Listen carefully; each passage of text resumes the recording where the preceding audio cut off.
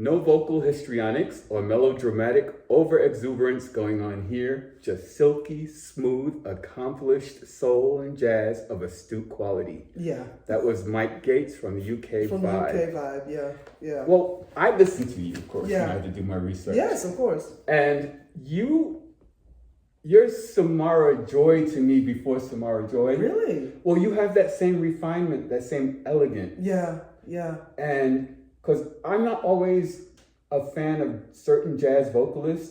I have to be honest, I'm not either. I have all the respect in the world, but I think everyone has their own style. Mm-hmm. And one thing that absolutely, I don't want to say annoys me, but it kind of puts me off is when we have our jazz greats, we have our Ellas, and we have our Sarahs, and we have Ernestine Andersons, and we have Carmen McRae's, and the list is long. But the thing that kind of annoys me just a tad bit is when everyone is just trying to sing exactly like that. Right. Talk about that. Yeah. You're a New York, I don't like to use the term girl. You're a New York woman. Yes, I am. You're born and raised here? I'm born and raised in East Harlem. All right, Harlem in the house. Yes, East Harlem. I'm from El Barrio. El Barrio, yeah. Yes, and I just, I grew up in a family, I grew up in the housing projects, Dean Clinton housing projects. All right. Because I tell everybody, this is where I come from. And, growing up, most of the people who have lived in the housing projects, they know what that life is like. Mm-hmm. But I was always that kind of kid that was always dreaming, Nice. Yeah, I was. And I would listen to the radio, like at nighttime laying in my bed, like, I want to be on stage one day. I want to do that. I want to sing like that. And I would have these scenarios. I would have these things in my mind, just at nighttime before going to sleep. I was listening to WBLS, The Quiet Storm. Like, I want to do that. And, and I was just gung-ho on trying to get it done. And it's the High School of Music and Performing Arts. That's right. Fiorello. That used to be right up on the hill. And that was where I went. I went to the castle on the hill. Yes. Now it's A. Philip Randolph. Exactly, exactly. I went to the castle on the hill, and I can tell you, Earl, it was one of the best experiences of my life. I felt so privileged, to get into that school. And I remember you had to audition to get in. And I was always a big Barbra Streisand fan. I was one of those little ghetto kids. They was like, why is she over there singing? I'm like, yeah, but I like this, So, I'm like, I like all the other stuff. I'm like, yeah, y'all, okay. But then I get upstairs and be like, memories, I'm like, what is going on up in there? And my mother would just be like, yeah, that's just her. So I remember I did my audition and I sang Evergreen as my audition song. And but that's something also evergreen that you mentioned, evergreen. Yeah. I had done a post about the lyrics that a lot of these kids are writing. Yeah. We had evergreens, things that last beyond your lifetime. Forever, yes. They write stuff for the moment. For the moment. You are absolutely right. I completely agree about that. I'm glad you pointed that out. Yeah, so you mentioned Streisand. Yes. Who else are your musical influences? Okay, besides Phyllis Hyman. Phyllis Hyman, definitely. I love all the jazz greats. I love Sarah. Vaughan to death. Yes. To death. I'm just getting into, strangely enough, Ernestine Anderson. Ernestine Anderson. Oh, I love Miss Ernestine Anderson, honey. She's like, yeah. I'm like, yes, get it, girl. What about Billie Holiday? I love Billie Holiday, but I'm not that big, huge fan. I think a lot of people are Billie Holiday fans out of duty. And I hope you understand what I mean. Yeah. A lot of them are like, oh, Billie Holiday. I'm like, yeah, okay, Billie. But, but did you really know what Billie did?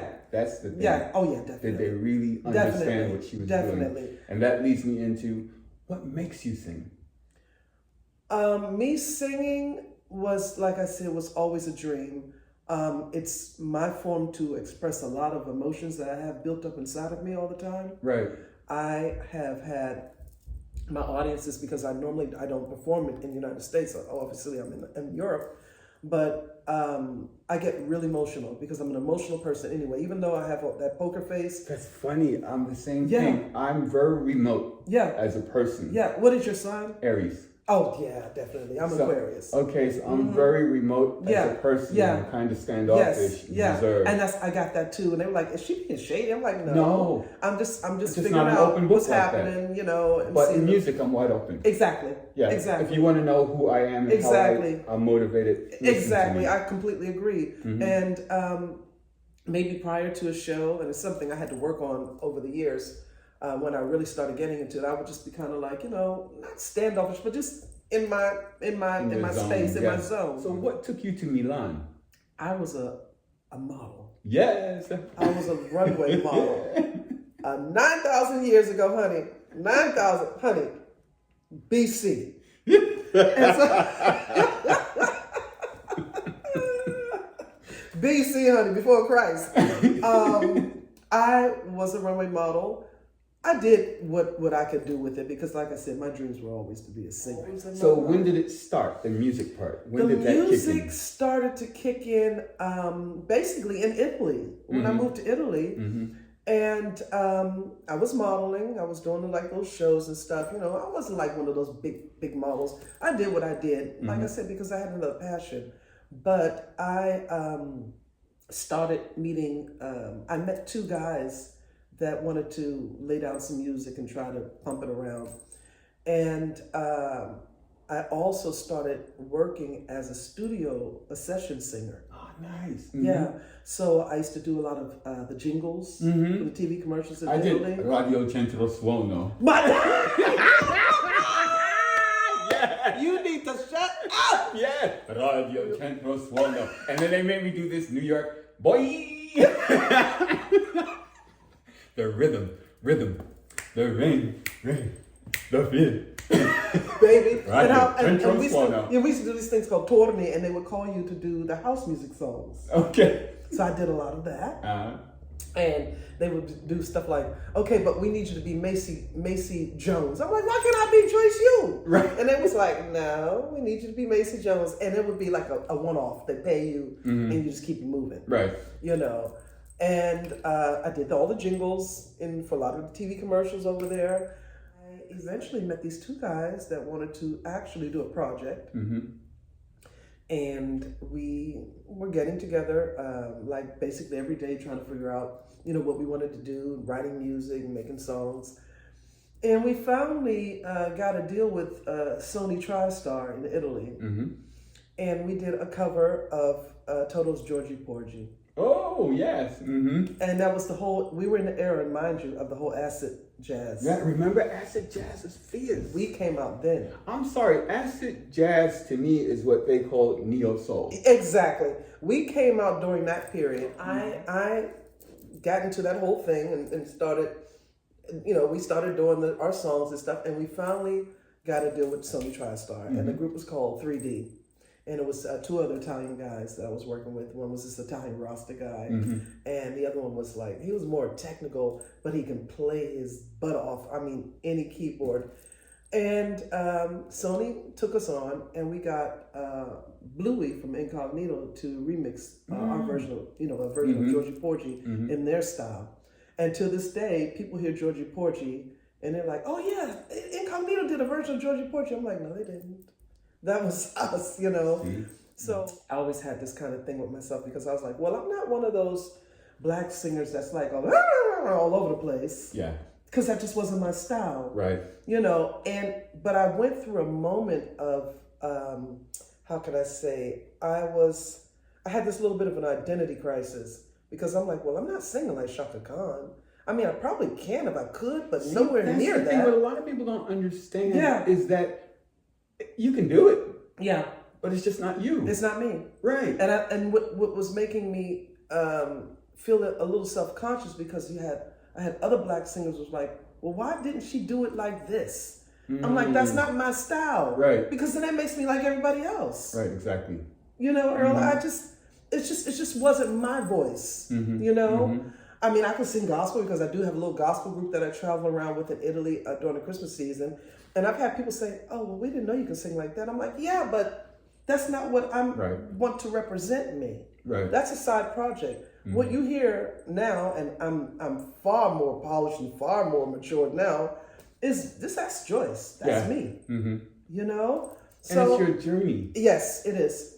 The only problem I had with 3D is there still was that thing like, well, we don't want her to sound too black.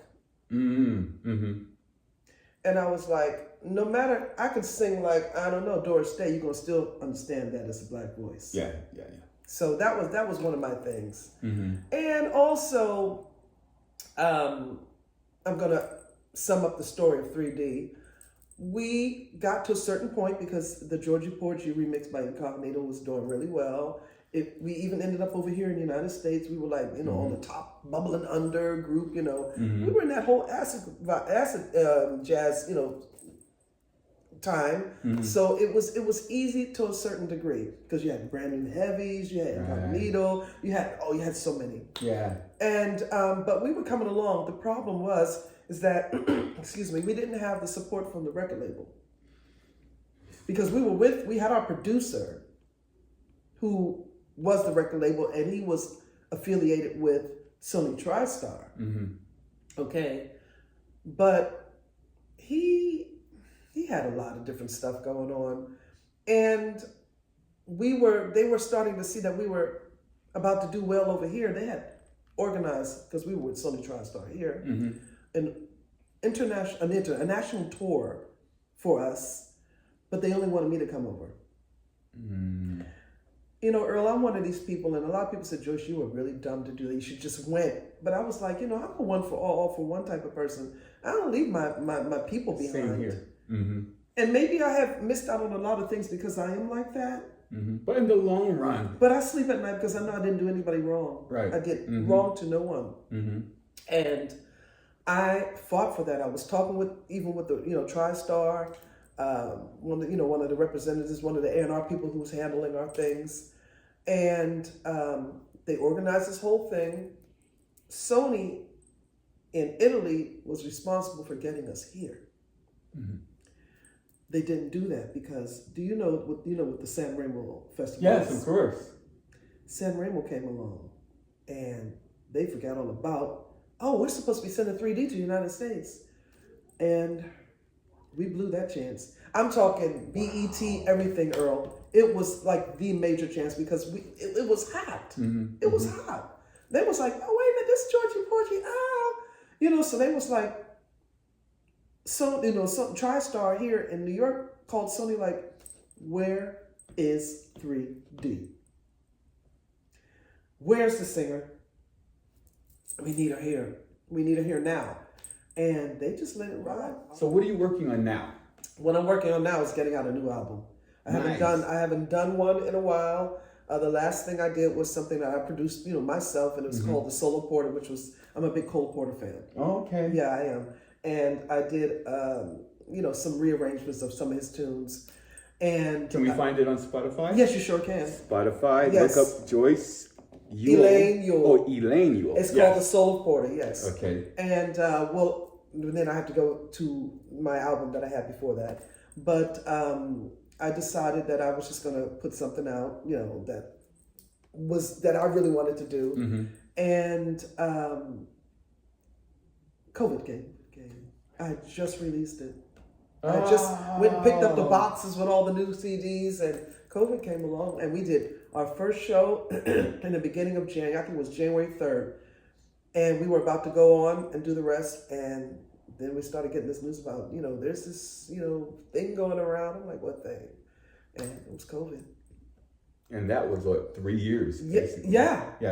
Just took us out. Definitely. But prior to the Solo Porter, I was with a record label called Schema Records. And Schema Records is known for, they do like Bolsa, they do like New Soul, they do a lot of stuff. My producer, Luciano Cantoni, I love Luciano. Luciano, I love you. He's a Sicilian guy from Catania. And when I got in the studio with him, we would be in there for hours just listening to all the old black music. He knows everything. Besides the fact he's damn near our color. And exactly. And he was just so happy to have someone to vibe with on that. We would be in there for hours, all night long. But it took a while to get my album done. So I made an album with Scammer Records. It's called Welcome to My World. Mm-hmm. And the musicians that played on my album are from Finland. Ooh. Because I work with often with he's my brother. Hey Timo, I work with a sax player every now and then named Timo Lassie, and he's fantastic. He's fantastic. A lot of people sleep on the Nordic. Let me tell you, Sleeping on them. I heard some stuff out of Denmark that blew my mind. They're sleeping on them. Unbelievable. Yeah. There's some real talent. Yeah. Oh no. Beyond real talent. Yeah, and making some really good records. Yes. Yes. And my thing is that, I want to make good records. Yeah. And like you said, it's not about the histrionics and all that stuff. No, and this is why I don't just say, well, let's just go to the studio and do something, just put a record out so we can get some shows. I'm not down with that, Earl. And I get annoyed in Italy because that mentality is like, let's rush and make a record real fast. That way we can get the bookers to book us for some festivals and stuff. No, when I go in the studio, I want to do something that matters. Right. I want to do something that really matters. In Italy, working in Italy as a musician, I love it, but I really do want them to advance. Business-wise, also artistically. They get stuck sometimes in I'm like, it's time to upgrade. It's time to change the sound. It's time to look for other types of, I don't even know the word to use, but they need to, in my opinion, do their homework and start listening to what exactly is going on. And they don't. So do you think that you'll be coming to New York? Because I'm sorry, with your sound, you need to be, and you're doing the Blue Note Milan. And Diane tells me all the time, because I do the Blue Note Milan, and I am telling you, I am so fortunate with that, because I am one of the people that I would call myself a local, people that is fortunate enough, along with some, many others there, that has the chance to do 2 double shows at the Blue Note. And I worked my way up to where I'm at now with the Blue Note. And it's always sold out. So, I mean, that... You hear that, Blue Note New York? Yeah. Get with it. Come on now. And they're always sold out. But I have something in the works in terms of New York and America. Good. And I'm not I'll be there. We'll be there. I'm not telling anybody anything, but I'm hoping to be making a new album with some New York people. And we'll see what happens. If I can't tell too much about that right now. Okay, I don't want to jinx myself. Right. But I'm gung-ho about it. And once we do like this in Italy, like, you got such a hard head, Testadura. I'm like, yes, because I know what I want to do. Stick to your dream. Yeah. Yes. And it's not to put anyone down, but some things can be, I think, managed better. And I'm looking at the political situation. Here we're not going to go there. This is about music. I wasn't going to go there. I just kind of had, I had to kind of, set me off. Oh, wait. I had to kind of throw that in there, like, that's why I was like, I'm not going to say it. This interview would take a whole new turn. Baby, we'd be up here for the next 5 hours. I'm telling you, it would. But it has been like a pleasure. Earl, thank you. I really appreciate it, because I was like, oh, he wants to interview me. What am I going to talk about? Who wants to know about me? Yeah, but no, really, it's a pleasure. Thank you so much, really. And this is the beginning of... Yes. Now, when you're coming to Italy. I know, I got to get my shit together. Pull it together. Your passport is good? Yeah. All right. Because mine is about...